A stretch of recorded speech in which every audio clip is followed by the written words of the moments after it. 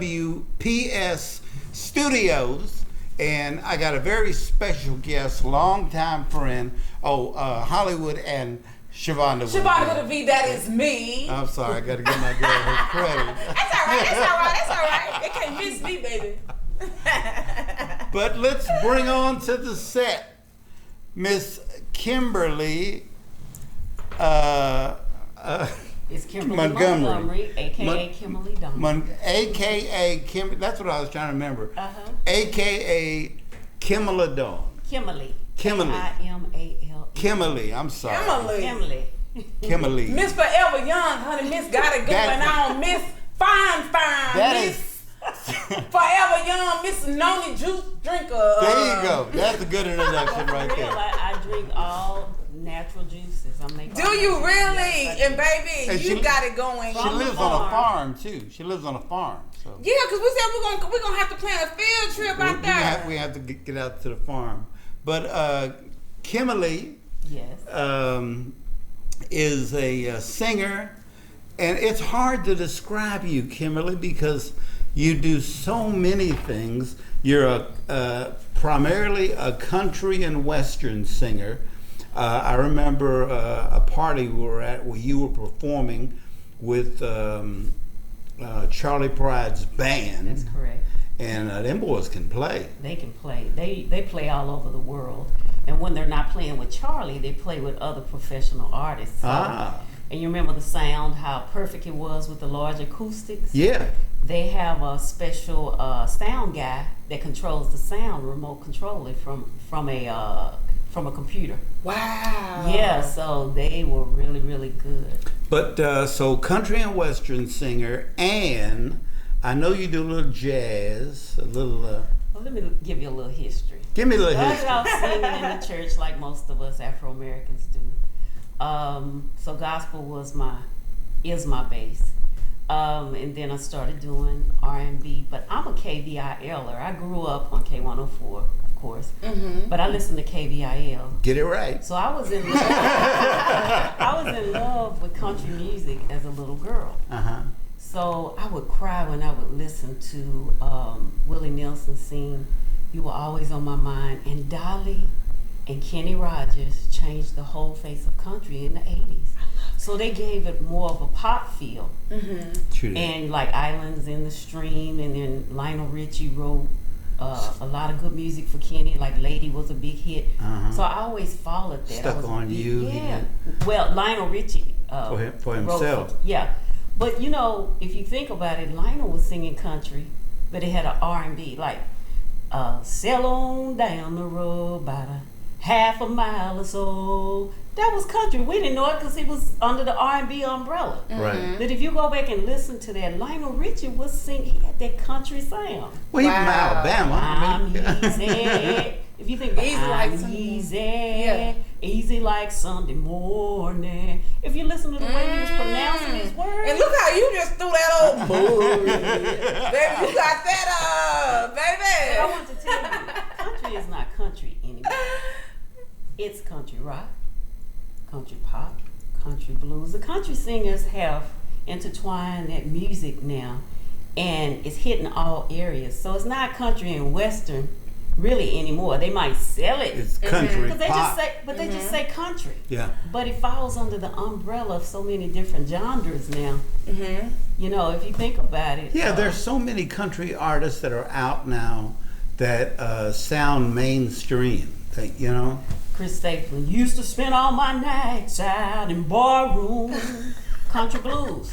You know what? For a long, and let me tell you something. For a while, not even for a while, but R&B is not the same either.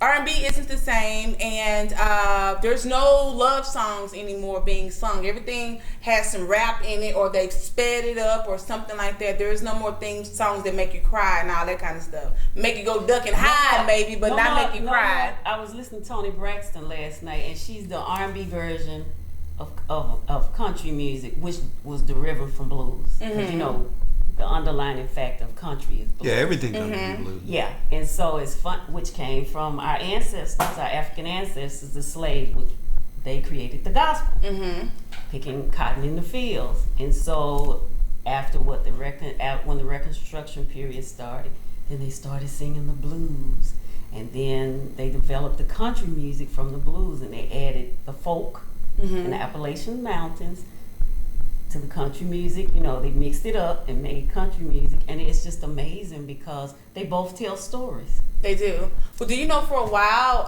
not for a while, but what I was going to say before you said that was, you know, the song Old Town Road. You know, that was a big problem for the country, the country music industry, because they did not want him to convert over like that. Because they're like, this is our music. Why are you by adding? Popular demand, I mean, you had kids that were just embracing it, and they couldn't help but. And then Billy Ray Cyrus jumped on board, and it was a hit. But I think it had a lot to do. I don't want to pull the race card, but with him being an Afro-American male. Okay. You know, and the thing about it is, like I said, this music is so interchangeable. You got country artists, even back in the day when Tina Turner was hot, you know, they were singing each other's songs. I mean, Elvis took blues songs and made them hot.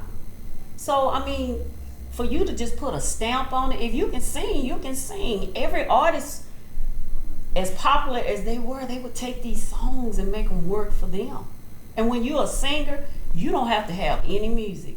That's I right. can stand butt naked in the middle of a football field. There you go. That's Hollywood. Hollywood, like when and There you where. go. All right. I'm saying That's a it. true singer. I'm talking about. Come on, you want to prove it? A Want to lot prove of it? people have had, no joke. A lot of people That's have right. had fabricated, you know, where they've had their vocals upgraded in a studio. They have great music, but when you hear them live, Oh. they can't sing. And so the thing is, a true singer. Uh-oh. How they say, we don't need no music. Hey, say it again. Say it again. A true singer.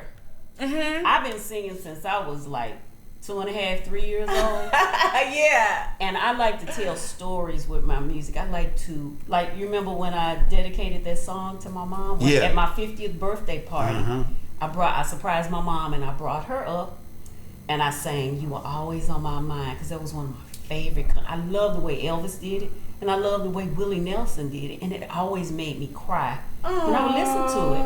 And so You're just too tender-hearted. That's your when problem. I moved away and got married, and I'm her only child, and she cried, and she just thought I forgot about her because I moved when my ex-husband played in the NFL, so we went to college together. When he got drafted, he took me with him, so he was with the Broncos for 3 years in Atlanta, and she was always thinking that I'd forgotten about her, but I had become, wife and had kids, and I was doing my thing. And so when I moved back after our divorce, I was just taking care of my family. And I had to let her know I still love you, and I didn't forget about you. And we brought her up. I brought her up, and I held her hand, and I sang to her. That was really Yes, and you know what? It's still forever. It's like a tattoo in her heart now. The song. Yes. Okay, all right. We're going to come back and talk about some more music. But what I want to talk about is Kimberly Dawn, the farmer, the crazy cowgirl. Yeah, the crazy. Okay, the chickens. The crazy cowgirl Yes. chasing chickens Bathing and slopping hogs and. No, I chase chickens, I bathe pigs, I herd goats, I shear sheep, I milk cows, and I ride horses. She do all that. And if I could, I know this sounds crazy, if I could find a skunk without a poop pouch, it would be one of my pets. Wow. I said without a poop. So skunks are really like you pets. love animals like that. Yeah, I do. All right, so the last time we talked, you were saying that you were shopping your show. If you go to YouTube and look up Kimberly Dawn. Kimberly Dawn's Craven Country. That's KIMALLEEDAWN''S Craven CRAVIN Country. And what it is, I'm a urban country girl. So I grew up in the city, but I craved the country. So I went to the country every summer as a kid. And my people were country. But they taught me how to live off the land. And I like how she admits it. Yeah. Like, well, I was I was raised in Terrell, but I ain't. Yes, I you ain't are. No, I was raised in Dallas, Texas, but I went to TIG every summer. And let me tell you something, those lessons that I learned, right now we need to know how to live off the land, because this is crucial times. I mean, if the food supply just wipes away, at least if you are growing your own crops and raising your own animals, you don't have to worry about eating. I just recited this the other day. They said, now you can either go buy the kids some fish, or you can teach them how to fish, and they'll eat for a lifetime. And that's what my ancestors did. They taught me how to fish. So the good thing about it. So do you cook the chickens? The thing is, when you catch them, do you cook them? I don't kill my chickens. Not eat chickens, but the sad part about it is they've always told me don't get close to those animals, because we're going to have to kill them so we can cook them and eat them. So the thing about it is the animals that I have around me are my friends. And if you look, I have a cow that eats out of my hand. I have goats that eat out of my hands. I have chickens that walk. They just surround me. And did I see you feeding cows cookies? They like graham crackers. They like crackers, peach cobbler. And do you know they follow me around? If I don't have any more, and they take from the goats. So if there's a cow there and some goats, that cow will push the goats out of the way. She swapped me with her tail. I've had to swap her on her butt just to keep her from hitting me with her tail. Goodness. I mean, got a little spanking. It is crazy. But you know what? That's my therapy. I enjoy that, and I catch people off guard because they don't expect me to look like this, standing on a farm full of farm animals. Now you were a model at one time, right? I still model. Did modeling and singing and just gorgeous. I'm not the best dancer in the world, but I do have. You got some skills? You got some skills? Maybe she can dance a little bit while she sings. Do a little shimmy or something. Battery's going. Yeah, I see that. I think the most important thing right now, and I tell everybody, is to know, like you said, you teach a person how to fish so they can survive for a lifetime. And right now, I mean, we as Afro-Americans, and I'm not putting any race out, but we need to know how. We need to go back to our roots, because our ancestors were the ones that worked the land during slavery, and even after that, they were the sharecroppers. And it's just amazing that life has gotten so lax for us as mother necessity has come